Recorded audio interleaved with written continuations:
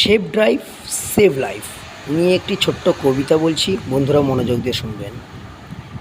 বাইকটা দিচ্ছে শ্বশুর মশাই, আব্বা দিচ্ছে তেল, তাই তো আমার গতির সাথে জেট বিমানও ফেল।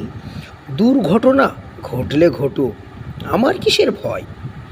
গেলে যাবে বাপ শ্বশুরের, আমার কিছু নয়। চল রে আমার মোটর গাড়ি, জোরসে মারো টান। কে কি বলবে শুনবো না আজ, ধরছি চেপে কান। আহ হাহা কি মনোরম গাঁয়ের বাঁকা রাস্তা, 600 কিলোমিটার ঘুরে এসে করবো রে আজ নাস্তা। এমন গতি তুলবো রে আজ, আমার গতি দেখে থমকে যাবে পথের পথিক পথ চলা রেখে। গতির চোটে কাঁপছে মানুষ, উড়ছে পথের ধুলো, লাফিয়ে উঠছে পথের ধারে বাঁধা ছাগলগুলো। গতি আরও বাড়িয়ে দিলাম, পথটা পেয়ে সরু, হঠাৎ দেখি সামনে আমার বিশাল বড় এক গরু। ধাক্কা লেগে হুন্ডা আমার পড়ল গিয়ে খাদে। আমার তখন হুঁশ ছিল না, ফিরল দুদিন বাদে জ্ঞান ফিরলে চেয়ে দেখি ভাই, আমার যে দুপা ছিল তার একটা সাথে নাই।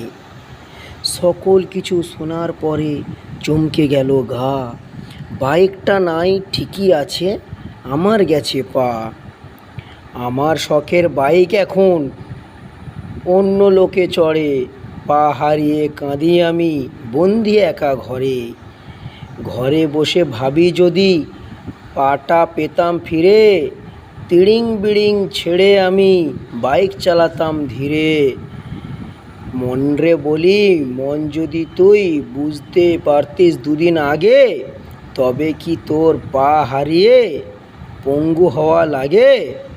তো বন্ধুরা, এই ধরনের মানসিকতা পরিহার করুন, ধীরে আস্তে গাড়ি চালান, হেলমেট পরুন, ট্রাফিক নিয়ম ট্রাফিক আইন মেনে চলুন।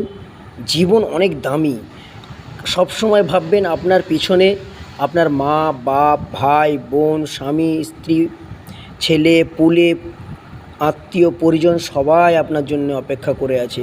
শুধু আপনি একা নয়, আপনি রাস্তায় বেরিয়েছেন, রাত 9টার সময় বাড়ি ফিরছেন, গাড়ি এমনভাবে চালাচ্ছেন যে আপনার বাড়ির লোক তখন খেয়ে দিয়ে ঘুমোতে যাবে, বাট আপনার ওইটা শুনে তারা কেউ কি শান্তিতে থাকবে না?